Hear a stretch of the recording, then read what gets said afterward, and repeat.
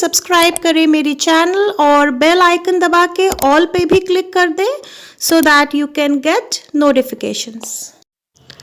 Hello friends, so I am back with a new vlog और आज है Sunday और लखनऊ में एग्ज़िबिशन लगी हुई है। काफ़ी दिन के बाद किसी ऐसी एग्ज़िबिशन में जाने का मौका मिल रहा है क्योंकि लास्ट 1 ईयर तो कोविड में ही निकल गया। तो आज हम लोग जा रहे हैं हुनर हाट और उसका लास्ट डे है आज and the kids are really excited to go.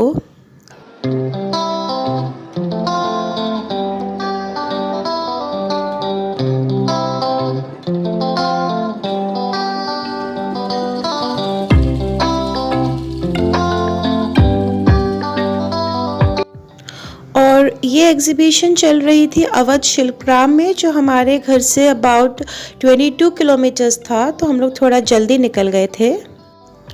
और मुझे ऐसी एग्ज़िबिशंस में जाना बहुत अच्छा लगता है क्योंकि एक ही जगह पे आप डिफरेंट कल्चर्स देख सकते हैं, उनके शॉपिंग कर सकते हैं। And as you can see ये है इकाना स्टेडियम, जो कि लखनऊ की शान कह सकते हैं। It is the stadium over here. यहाँ पे मैचेस होते हैं क्रिकेट के। बाहर से इतना नहीं पता चल रहा, अंदर से बहुत खूबसूरत बना हुआ है। This is the Palacio mall. इसका मैंने व्लॉग में पहले बना चुकी हूँ, लिंक मैं डिस्क्रिप्शन बॉक्स में दे दूँगी अगर आपने नहीं देखा है अभी तक। And it's the biggest mall of Lucknow right now. वैसे एक और बन रहा है लुलु मॉल, वो जब बन जाएगा तो वो बिगेस्ट हो जाएगा, लार्जेस्ट हो जाएगा, एशिया का लार्जेस्ट मॉल। अभी तो ये है फीनिक्स पलेसियो और सब लोग पहुंचने ही वाले हैं, शाम हो रही है।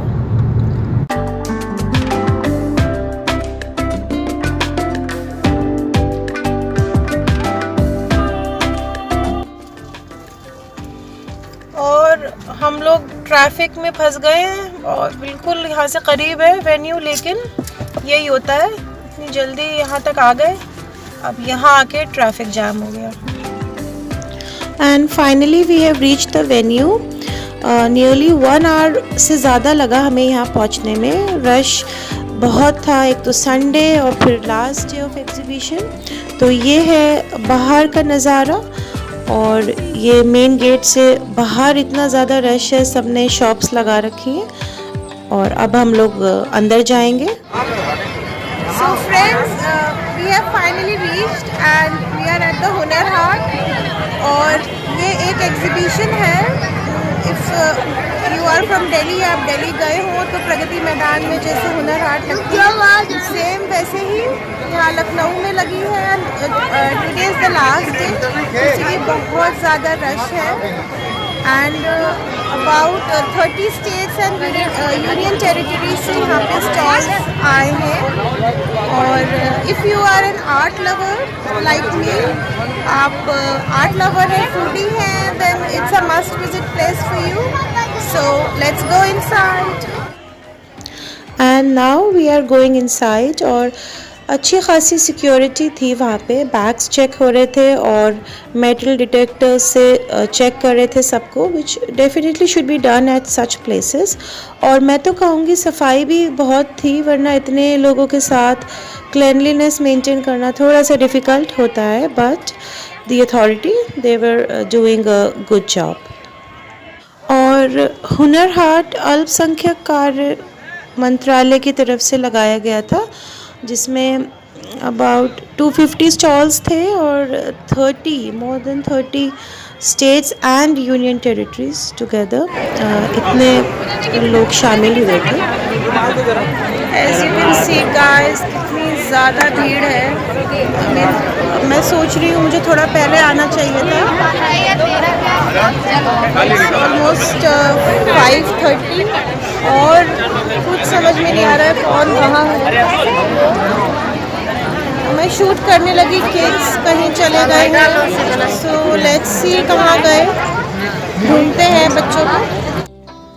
और जैसा कि यहाँ लिखा हुआ है लोकल फॉर वोकल, तो पर्पस यही है इस एग्जीबिशन का कि government wants to promote the local art and craft which is really good. और किड्स भी वहीं पे थे, मुझे मिल गए एंड फिर हम लोग साथ में ही घूमने लगे। बच्चों ने कहा कि दे आर हंग्री, उन्हें कुछ खाना है, तो सबसे पहले हमें कुछ खिला दीजिए। तो फिर हम लोग फूड जोन की तरफ जाने लगे, जो काफ़ी दूर था, एंड पे बना हुआ था। तो रास्ते में मैं स्टॉल्स देखती हुई जा रही थी कि क्या क्या लगा हुआ है, कौन कौन से स्टेट्स के स्टॉल्स लगे हुए हैं।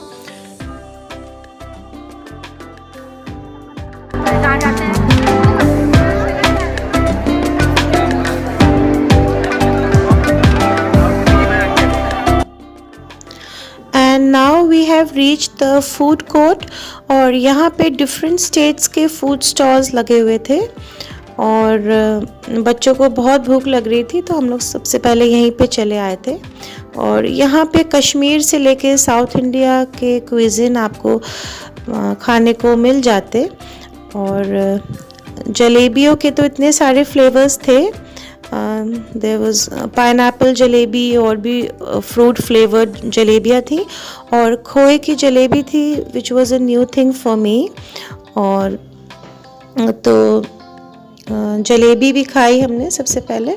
फिर पान स्टॉल लगा था जिसमें दे हैड अ फायर पान, जो ये लोग आग लगा के बनाते थे। तो रश की वजह से मैं वहाँ शूट नहीं कर पाई, बट मैं आपको दिखाना चाह रही थी। It was something very unique. उसके बाद आगे बढ़े तो सब कुछ था, सारे स्टॉल्स थे। नॉर्मल यूपी का जो खाना होता है वो स्टॉल भी था। बिहार का लिट्टी चोखा था, एज यू कैन सी ये है लिट्टी चोखा। और मेरा सबसे फेवरेट स्टॉल रहता है ऐसी एग्जीबिशंस में, और वो होता है राजस्थानी स्टॉल। और तो वहाँ पे हम लोग राजस्थानी स्टॉल पहुँचे। वहाँ पे हमने लिया राजस्थानी प्याज आलू की कचौरी, दही बड़ा एंड मूंग की दाल का हलवा। मूंग की दाल का हलवा मुझे बहुत बहुत पसंद है।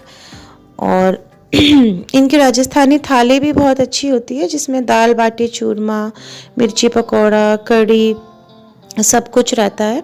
और किड्स ने मोमोज, स्प्रिंग रोल्स और बाकी और भी चाइनीज़ उन्होंने मंगवाया था, तो वो खाया।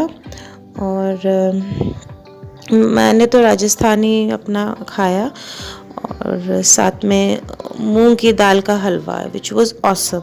मुझे वैसे भी बहुत पसंद है, और इनका बहुत ही टेस्टी बना हुआ था। So yes, we enjoyed a lot.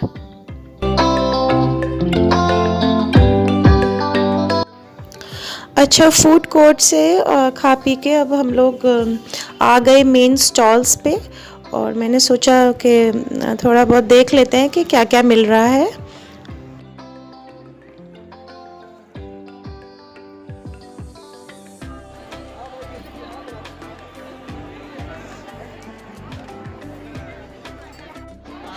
और अब मैं आ गई हूँ पंजाबी जूती की स्टॉल पे, जो कि पटियाला से थे।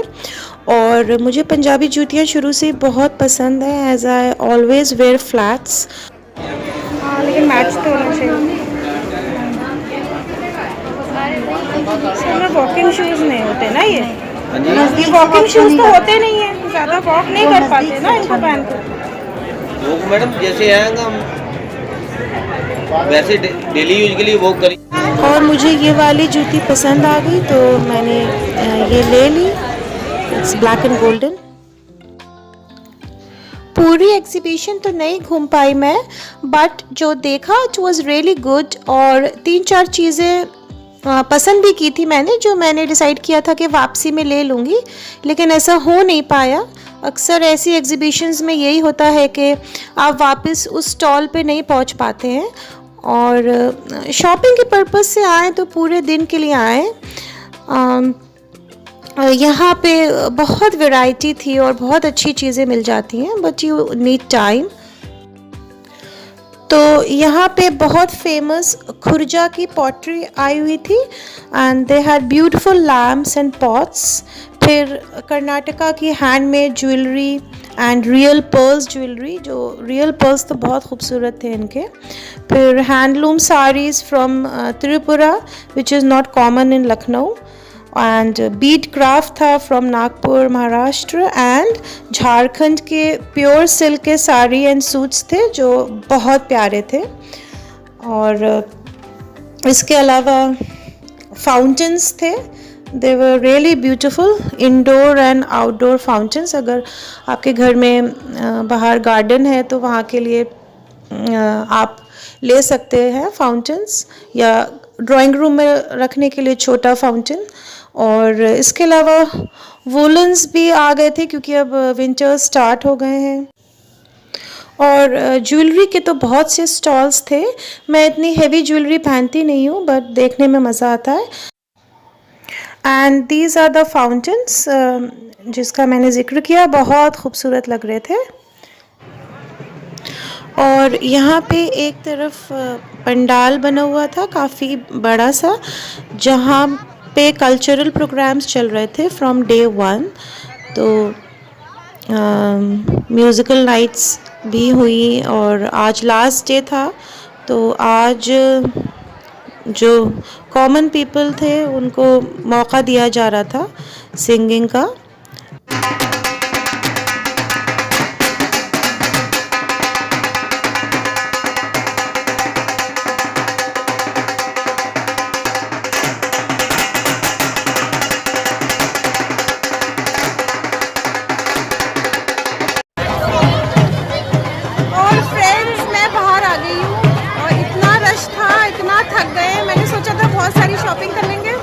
कुछ नहीं शॉपिंग हो पाई है, बस एक दो चीज़ें ही लेनी है। And now I am going back as I am very tired. और इतना ज़्यादा भीड़ हो रही है, मैं बता नहीं सकती हूँ। एक जंग फतेह करके हम लोग बाहर निकले हैं किसी तरीके से। और बच्चों के साथ थोड़ा सा डिफ़िकल्ट होता है to go to such places. तो आज लास्ट डे है, नहीं तो हम कल फिर से आते हैं।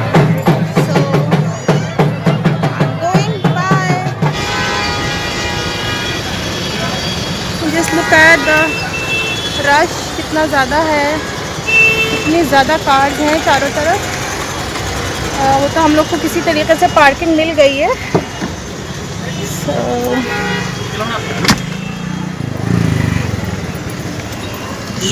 Now going back, really tired. So friends, we had a good time, the kids enjoyed, and now we are going back. और वीक में एक बार ज़रूर आउटिंग का प्रोग्राम बनाना चाहिए with kids. It works like a stress buster. हफ्ते भर की थकान आपकी चली जाती है। और ये है वाइट, जो it's a Burmese Bombay cat, जो हमारे घर में रहती है।